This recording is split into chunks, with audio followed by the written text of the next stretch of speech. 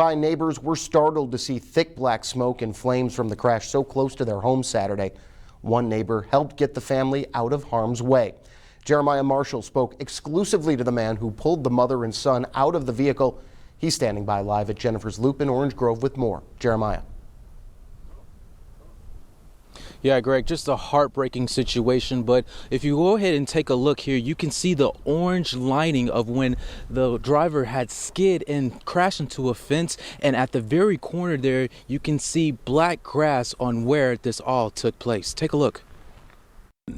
I put out the lady, and then you couldn't see inside the car. And I heard a boy, I pulled him out, and she said his sister were inside the car. And I couldn't unlatch the car seat. Juan Galan says he heard a big bang and rushed outside. Galan says that's when he saw the flames and thick smoke. He rushed to the vehicle to help. Wife Pamela Galan says minutes felt like hours. And I took the little boy and walked way over here. I didn't want him next to the fire. And he was very scared and looked at me and said, "My sisters are dying." Nearby resident Charity Christensen says she got a frantic call from her teenage daughter who was so close to the fatal crash at a friend's house. Hearing little babies involved and just children in general, we have 4 kids here, and you can't help but just really get tore up and just really, really, really be impacted at home because, tomorrow is never promised. This just happened. Somebody went through our fence and there's 2 babies trapped inside, and one pulled out the little boy and the driver, but we couldn't get the babies.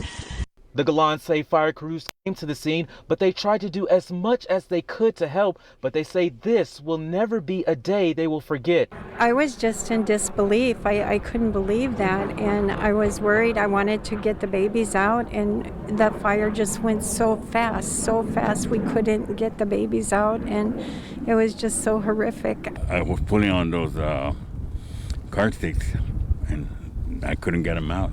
To stand there and watch them burn in front of you is something that you would never want to go through.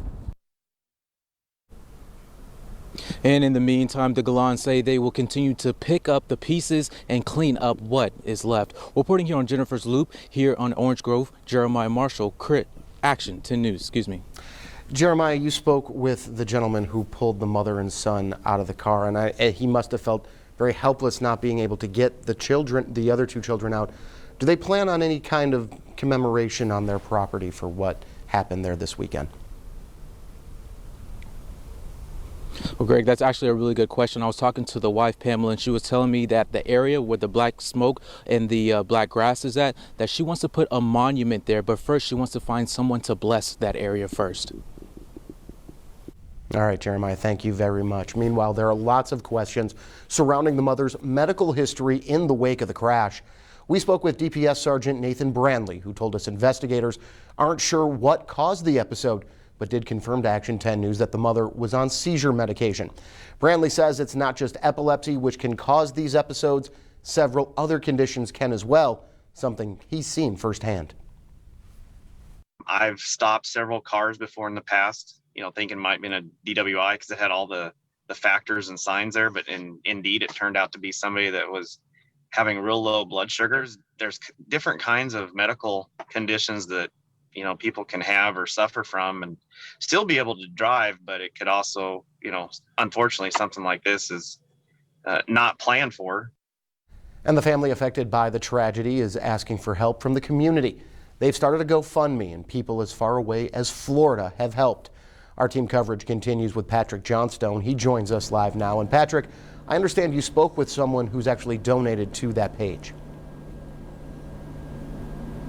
Yes, Greg, and the family did start the GoFundMe to raise money for funeral expenses. In just over 24 hours, they broke their goal of over the $15,000.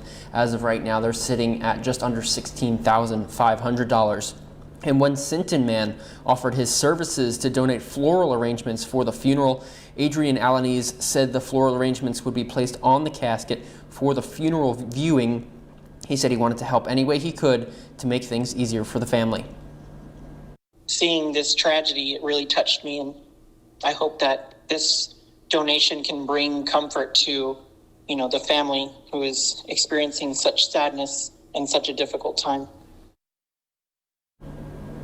If you're interested in helping that family out, the link to this GoFundMe is available on our website, kztv10.com. Reporting live, Patrick Johnstone, Action 10 News.